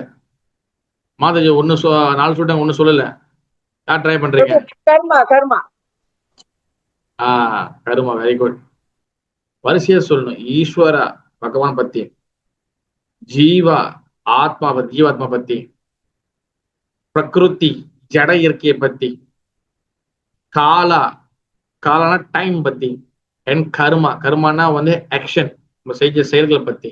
இந்த 5 விஷயங்கள் வந்து பகவத்கீதையில பேசப்படுது. பாகவதத்துல எத்தனை விஷயங்கள் பேசப்படுது? பாகவதத்துல 10 விஷயங்கள் பேசப்படுது. இந்த பொப்பட்ல அழகா பிரபுபாத் கொடுத்திருக்காரு. 1வது வந்து என்னது, ஷர்கா. ரெண்டாவது வந்து என்னது விசர்கா, மூணாவது வந்து என்னது ஸ்தானா, நாலாவது என்னது போஷனா, அஞ்சாவது வந்து என்னது ஊதி, ஆறாவது வந்து என்னது மன்வந்திரா, ஏழாவது வந்து என்னது ஈஷானுகதா, எட்டாவது வந்து என்னது நிரோதா, ஒன்பதாவது வந்து என்னது முக்தி, பத்தாவது வந்து என்னது ஆசிரயா. இந்த 10வது தான் இஸ் வெரி வெரி இம்பார்ட்டன்ட். இந்த 10வது அந்த ஆசிரயா அந்த பாயிண்ட வந்து சப்போர்ட் பண்றதுக்காக தான் இந்த பேலன்ஸ் இருக்கக்கூடிய 1ல இருந்து 9 இருக்கு. பாகவத புராணம் வந்து பாத்தீங்கன்னா 1வது காண்டத்துல இருந்து 9வது வரைக்கும், அதாவது அதுக்கு முன்ன வந்து இன்னொன்னு தெரியும், இந்த பாகவத்துல வந்து பாத்தீங்கன்னா 2 விஷயங்கள் பேசப்படுது. ஒண்ணு வந்து ஆசிரயா, ஒண்ணு வந்து ஆசிரிதா. ஆசிரயனா வந்து என்னதுன்னா, அதாவது வந்து ஷெல்டர் கொடுக்கறவங்க, நம்மளுக்கு வந்து பாதுகாப்பு கொடுக்கறவங்க, நம்மளுக்கு ஆசீர்வாதம் கொடுக்கறவங்க யாரு? பகவான். ஆசிரியனா வந்து யாரு? பகவான். ஓகேவா?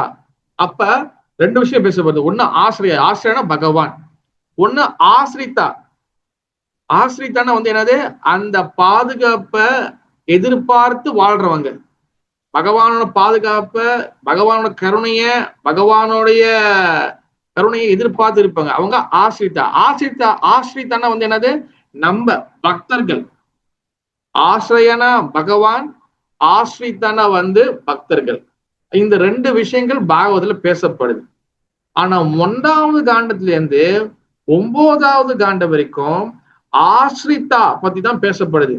ஆசிரிதா வந்து என்னது? பக்தர்கள், பக்தர்கள் சம்பந்தப்பட்ட சில கதைகள். இதுதான் வந்து 1வது காண்டத்திலிருந்து 9வது காண்டம் வரைக்கும் பேசப்படுது. இதுதான் ஆசிரிதா.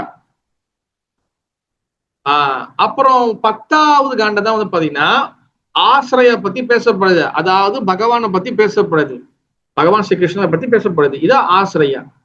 புரியுதா? அப்ப இதுல வந்து எதுக்காக இது சொல்றாங்கன்னா, பகவான் ஸ்ரீ கிருஷ்ணர் முழு முதற் கடவுள் அப்படின்னு நம்ம வந்து புரிஞ்சுக்கணும்னா, அவங்களுடைய பக்தர்களை பத்தி நம்ம நிறைய கேட்கணும். அவங்க பக்தர்கள் சம்பந்தப்பட்ட கதைகள் நிறைய கேட்கணும். இப்ப என்னென்ன கதைகள் இருக்கு பாகவதத்துல 1வது கண்டத்துல 9வது கண்டம் வரைக்கும்? ஆரம்பிக்கும் போது நாரதரோட கதை ஆரம்பிக்குது. ஓகேவா? அதுக்கு முன்ன வந்து வியாசதேவர் ஆரம்பிக்கிறாரு. வியாசதேவர் எப்படி வந்து அவர் வந்து குழப்பத்தில் இருக்கிறாருன்னு. அப்புறம் நாரதரோட கதைகள் வருது. அப்புறம் வந்து பாத்தீங்கன்னா வந்து 2வது காண்டம்லாம் வந்தீங்கன்னா அதுக்கப்புறம் வந்து பாண்டவர்கள் கதைகள் வருது, திரௌபதியோட பெருமைகள் பேசப்படுது. அதுக்கப்புறம் வந்து படிப்படியாக நிறைய கதைகள் வருது. கபில தேவரோட கதைகள் வருது, ரிஷபதேவ மகாராஜ் கதைகள் வருது, பிராச்சீன பர்கி கதைகள் வருது. அப்புறம் வந்து என்ன சொல்றது, பிரகலாதன் கதைகள் வருது, ராமனுடைய பக்தர்களோட கதைகள் வருது. அப்புறம் வந்து என்ன சொல்றது, நிறைய நிறைய நிறைய பக்தர்களோட கதைகள் எல்லாம் வருது. இதெல்லாம் வந்து பக்தர்கள் பத்தி நம்ம கேட்டு நம்ம அவங்க கிட்ட இருந்து கருணையை வாங்கினாதான். அவங்க எப்படி எல்லாம் பகவானுக்கு பக்தி பண்ணியிருக்கிறாங்க, அவங்க பகவான் பத்தி என்ன சொல்றாங்க, அவங்க பகவானை பத்தி என்ன ஒப்பீனியன் வச்சிருக்காங்க, இதெல்லாம் தெளிவா தெரிஞ்சாதான், இவங்களை பத்தி நம்ம தெரிஞ்சுட்டாதான் நம்ம கடவுள் யாரு, முழு கடவுள் யாருன்னு தெரியும். நம்ம இவங்களை பற்றி பகவான பக்தர்களை பத்தி நம்ம தெரிஞ்சுக்கலன்னா நம்மளுக்கு கம்ப்ளீட்டான நாலேஜ் இருக்காது. நம்ம ஒண்ணு தனியா உங்க கடவுள்னு சொல்லி நினைச்சுக்கிட்டு நம்மளா ஒரு கற்பனையில வந்து நினைச்சிட்டு இருப்போம். என்னைக்குமே சாது, சாஸ்திரா அண்ட் குரு. சாதுனா பகவானுடைய வழிய பின்பற்றுவாங்க, சாஸ்திரம் பகவான் யாருன்னு சொல்லும், குரு வந்து பகவான் யாருன்னு சொல்லுவாரு. அதாவது சாஸ்திரத்துல இருந்து அதை படிச்சு புரிஞ்சுக்கிட்டவங்க சாது, சாஸ்திரத்தை படிச்சு புரிஞ்சுட்டு சாதுவா இருந்து பக்தர்களாக இருந்து பிறகு வந்து குரு ஸ்தானத்துல வரவங்க குரு. அப்ப இவங்களோட பேச்சுகள் நம்ம எப்போதும் கேட்கணும். ஓகேவா? ஆன்மீக பயிற்சி பண்ணாதவங்க, ஆன்மீக என்னது பிராக்டிஸ், ஸ்பிரிச்சுவல் பிராக்டிஸ் பண்ணாதவங்க, ஆனா அவங்க யூடியூப்ல, பேஸ்புக்ல இந்த மாதிரி நிறைய ஆன்மீக விஷயங்கள் பேசுறாங்கன்னா அதை வந்து நம்ம வந்து ஒரு முழு தகவலாக, ஃபுல் இன்ஃபர்மேஷனாக நம்ம எடுத்துக்கொள்ளக்கூடாது. சும்மா ஜஸ்ட் ஒரு என்ன சொல்றது, ஒரு இன்ஃபர்மேஷனுக்கு நம்ம பார்க்கலாம், ஆனா அதான் உண்மை நம்பக்கூடாது. காரணம் என்னன்னா, ஆன்மீக விஷயங்கள் வெறும் வந்து ஆர்கியூ பண்றதுக்கு, தர்க்கம் பண்றதுக்கு மட்டும் பேசுறது கிடையாது. ஸ்பிரிச்சுவல் விஷயங்கள் வெறும் வந்து தர்க்கம் பண்றதுக்கு மட்டும் பேச கிடையாது, சண்டை போடுறது கிடையாது. இப்ப கூட வந்து பாருங்க, இப்ப தமிழ்நாட்டுல மிகப்பெரிய பிரச்சனைகள் வந்து ஓடிக்கிட்டு இருக்கு. என்ன பிரச்சனை ஓடி இருக்கு? முருகப்பெருமான் வந்து தமிழரா, முருகப்பெருமான் வந்து சவுத் இந்தியால பிறந்தாரா, இல்ல நார்த் இந்தியால பிறந்தாரா? அப்ப என்ன நடக்குது? இப்ப வந்து நார்த் இந்தியால ஒரு படம் எடுக்க போறாங்க. என்ன படம் எடுக்கிறாங்க? முருகர் வந்து நார்த் இந்தியால பிறந்து சவுத் இந்தியால வளர்ந்தாரு, முருகர் எங்களோட சொல்றாங்க. இப்ப அதுக்கு போட்டு என்ன பண்றாங்க, இல்லையா முருகர் பிறந்தது வந்து தமிழ்நாடு தான், அவர் தமிழ் கடவுள் தான் அப்படி சொல்லி அங்க ஒரு சண்டை போகுது. அப்ப இந்த படத்தை வந்து யாரு வந்து எடுக்கிறாங்க? ஒரு பௌதிக மக்கள் இருக்கிறாங்க. அப்ப உண்மையான விஷயங்கள் வந்து என்னது யாருக்கு தெரியும்? அப்ப முருகப்பெருமான வந்து ஃபாலோ பண்ணக்கூடிய, அப்புறம் வந்து முருகப்பெருமான வந்து கரெக்டா வந்து வழிபடக்கூடிய, அவரை உணர்ந்தவங்க, இப்ப கந்த அனுபூதி இருக்கு, கந்த சஷ்டி இருக்கு, இதெல்லாம் படிச்சு வாழ்க்கையில வந்து ரொம்ப முருகப்பெருமானுக்கு சேவை செஞ்சவங்க இவங்க புரிஞ்சு கொள்ள முடியும். அதனால ஆன்மீக விஷயங்கள் சும்மா தர்க்கத்துக்காக ஆர்கியூ பண்றதுக்காக நம்ம வந்து அவங்க கிட்ட இருந்து கேட்கக்கூடாது. கேட்கறதுக்கு ரொம்ப லாஜிக்கா பேசுற மாதிரி இருக்கும்.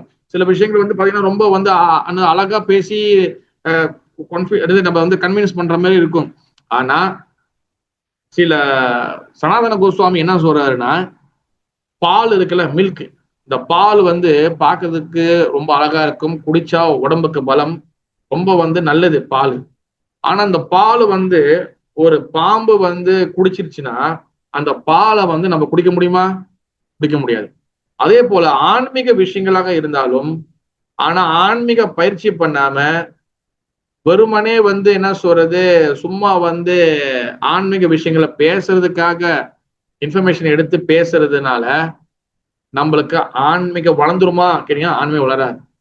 ஸ்பிரிச்சுவல் வந்து என்னதுன்னா சாது சாஸ்திரா குரு. வந்து எதை சொல்றோமோ அதுக்கு முன்னக்கு நம்ம அதை ஃபாலோ பண்ணணும். அதை ஃபாலோ பண்ணி நம்ம அதை பேசினாதான் அது நம்மளுக்கு வந்து புரியும்.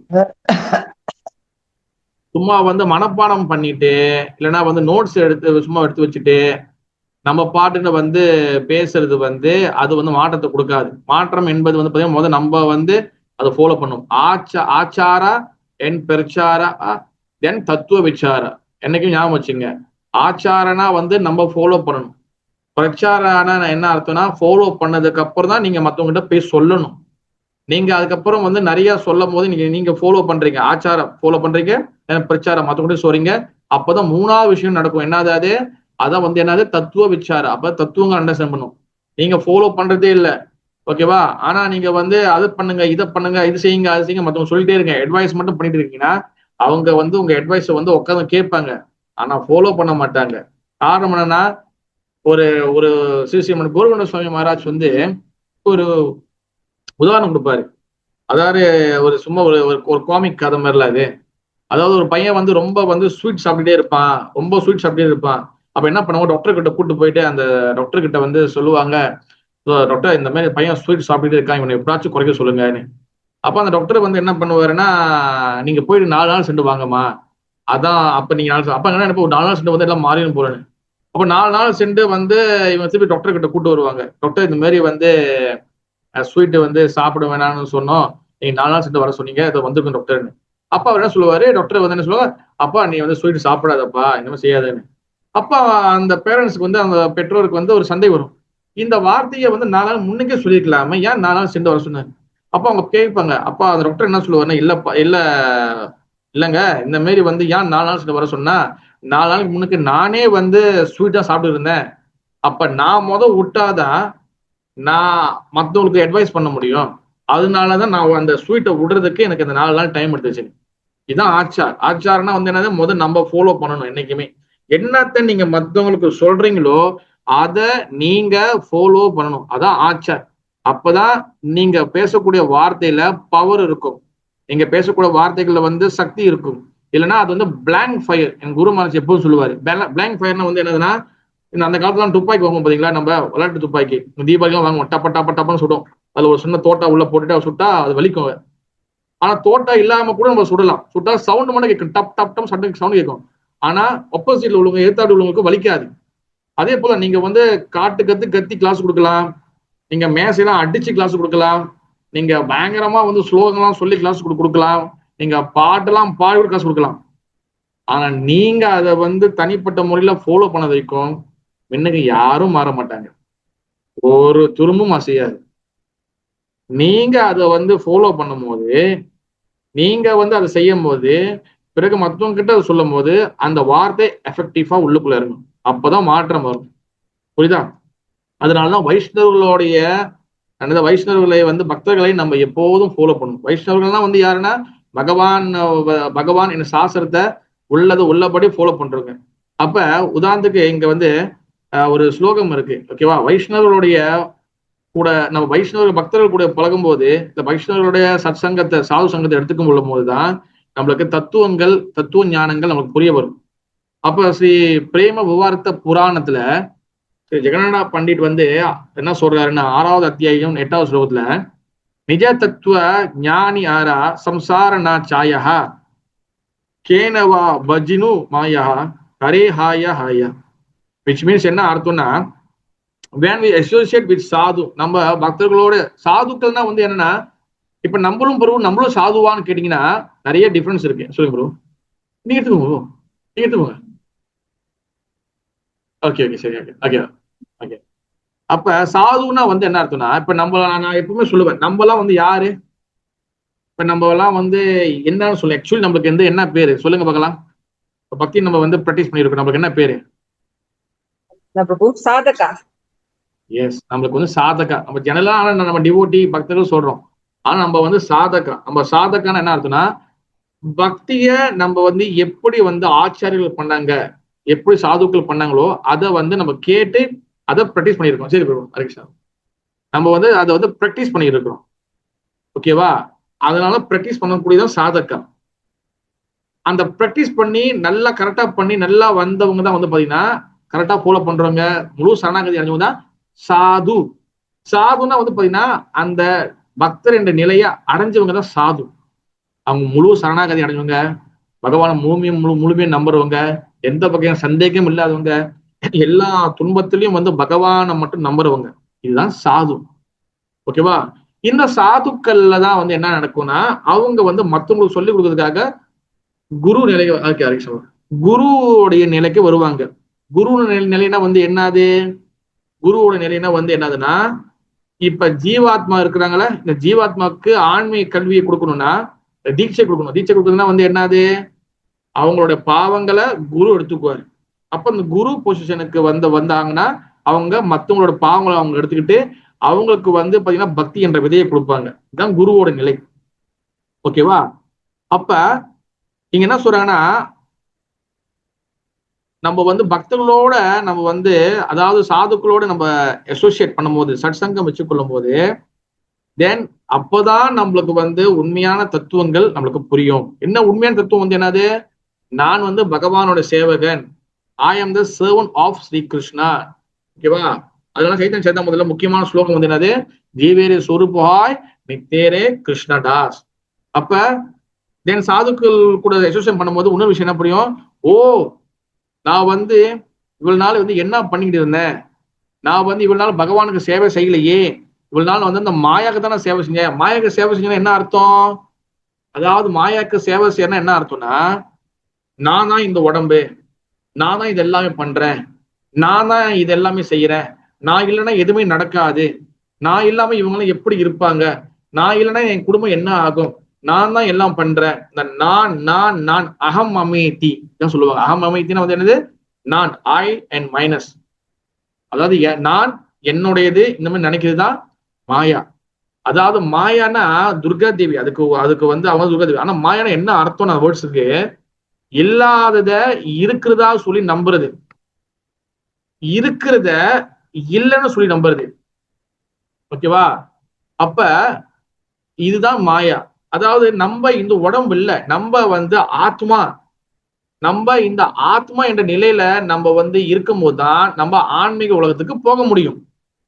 நம்ம ஆத்மா என்ற நிலையை மறந்து போய் நான் இந்த உடல்ன்னு நினைக்கும் போது நம்ம இந்த உலகத்துல மீண்டும் பிறக்கணும். சொன்ன மாதிரி மீண்டும் வயசாகும், மீண்டும் நம்மளுக்கு வந்து சீக்கு வரும், இப்ப மீண்டும் நம்ம இறக்கணும். அது முடிஞ்சா திருப்பி நம்ம பிறக்கணும், திருப்பி வயசாகும், திருப்பி சீக்கு வரும், திருப்பி இறக்கணும், ரிப்பீட், திருப்பி பிறக்கணும், திருப்பி வயசாகும். இதுதான் சிவபெருமான் ஆதிசங்கராச்சாரியா வந்து சொல்ற என்ன சொல்றாரு, புனரப்பி மரணம் புனரப்பி ஜனனம் புனரப்பி ஜனனி ஜடரே சயனம் ஏ சம்ஸ்காரே பவதுஸ்காரே கிருப்பையா பாரே பாரி முராரே. முராரின்னு என்னது, முகுந்தனுடைய திருவடி பார்த்த புடியப்பா, பஜ கோவிந்தம் பஜ கோவிந்தம் பஜ கோவிந்தம் மூடமதே, முட்டாள் மக்களே, தயவு செய்து பகவானுடைய நாம கோவிந்தன் நாம சொல்லுங்க, கோவிந்தன் நாம சொல்லுங்க, கோவிந்த நாம சொல்லுங்க. ஹரே கிருஷ்ணா கிருஷ்ண கிருஷ்ண ஹரே ஹரே, ஹரே ராம் ராம் ராம் ஹரே ஹரே. ஏன்னா அவர் மட்டும்தான் உன்னை காப்பாற்ற முடியும், வேற யாராலும் காப்பாற்ற முடியாது. நீ யாரை கொண்டாலும் அவங்க எல்லாரும் மறைமுகமா எல்லாரும் பகவான் கிருஷ்ணகிட்ட கொண்டு போறாங்க. That's the main point. இதுதான் ஆச்சாரியர்கள் நம்மளுக்கு தத்துவத்தை நம்மளுக்கு உள்ளுக்குள்ள புரிய வைப்பாங்க. இதுதான் பக்தி ஸ்வயம் பக்தி விவாதத்துல சொல்றாரு ஸ்ரீலா ஜெகநானந்த தாஸ் கோஸ்வாமி. நிறைய விஷயங்கள் இருக்கு, ஓகேவா? முக்கியமான இந்த ஸ்லோகத்தோடைய இன்னைக்கு கிளாஸோடைய கொன்க்ளூஷன் என்னதுன்னா, பகவான் ஸ்ரீ கிருஷ்ணர் முழு முதல் கடவுள், அதுல எந்த மாற்று கருத்தும் கிடையாது. ஆனா அதை சிஸ்டமேட்டிக்கா நம்ம புரிஞ்சுக்கணும், சாஸ்திரத்தோட ஆதாரத்தோட புரிஞ்சுக்கணும், ஓகேவா? அதே போல நீங்க பகவான் ஸ்ரீ கிருஷ்ணர் யாருன்னு நீங்க புரிஞ்சுக்கிட்டீங்கன்னா உங்களுக்கு சிவபெருமான் யாருன்னு புரிய வந்துடும், விஷ்ணு யாருன்னு புரிய வந்துடும்.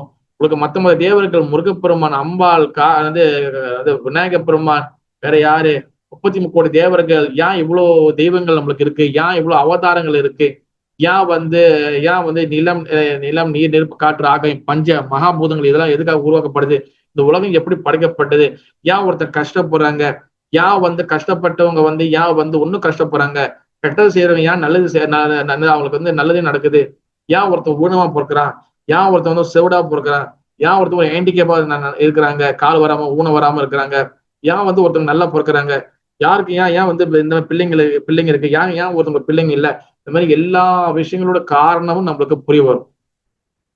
நம்மளுக்கு எல்லா பிரச்சனைக்கும் மூல காரணம் என்னதுன்னா, நம்மளுக்கு நிறைய பிரச்சனைகள் இருக்கலாம். நம்மளுக்கு வீட்டுல பிரச்சனை இருக்கலாம், வேலை செய்யற கம்பெனில பிரச்சனை இருக்கலாம், ஆபீஸ்ல பிரச்சனை இருக்கலாம், பிசினஸ்ல பிரச்சனை இருக்கலாம், நம்மளுக்கு உடம்புல பிரச்சனை இருக்கலாம். இந்த எல்லா பிரச்சனைக்கும் மூல காரணம் என்னன்னா பைர்முக ஜீவாத்மா.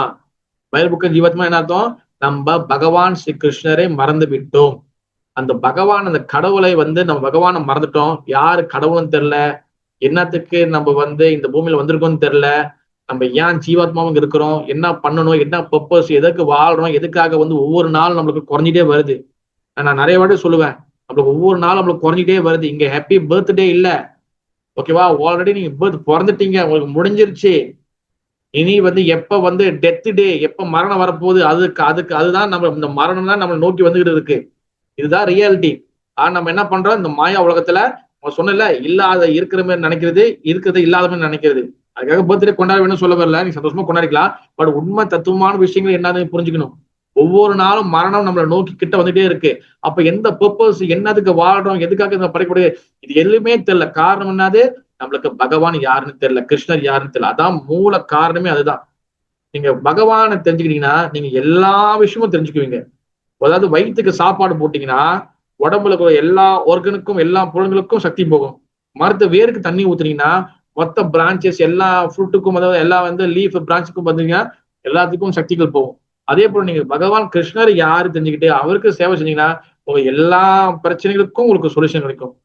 இதுதான் கிருஷ்ணதாஸ் கவிராஜ் கோஸ்வாமி இந்த 4 ஸ்லோகத்துல சொல்ல வராரு. தயவு செய்து சிஸ்டமேட்டிக்கா புரிஞ்சுக்கங்க, பகவானை தெளிவா புரிஞ்சுக்கங்க. பகவானை புரிஞ்சுக்கணும்னா முதல் பகவான் பக்தர்கள் யாருன்னு தெரிஞ்சுக்கங்க. அவங்கள பத்தி தெரிஞ்சுக்கிட்டாதான் நீங்க பகவான் யாருன்னு தெரிஞ்சுக்கணும். மொத்தம் பாருங்க 12 காண்டம் பாகவதத்துல.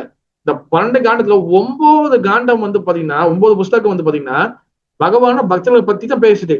பகவான் பக்தர்களோட பெருமைக்கு குளோரிபிகேஷன் பத்தி தான் பேசுது. ஒரே ஒரு காண்டம் தான் பகவானை பத்தி 10வது காண்டம் தான் பேசுது. புரியுதா? அப்ப நம்ம பகவானோட பக்தர்கள் தெரிஞ்சிட்டாதான் நம்ம பகவான் யாருன்னு நம்ம தெரிஞ்சு கொள்ள முடியும். Okay, thank you so much. Hare Krishna. ஜெய் ஸ்ரீ ராதா கோபால் ஜி ஜெய், ஜெகநாத பல சுபத்ரா மகாராணிக்கு, சைத்தன்ய சரிதாமிர்தா கி ஜெய், ஜெய் ஸ்ரீல புரபாதி மகாராஜ் ஜெய், தாய் கௌர பிரமநந்தே. ஹரி ஹரி ஓம். எஸ், எதுவும் கேள்விகள், சந்தேகங்கள், கருத்துக்கள் இருந்தா நீங்க சொல்லலாம்.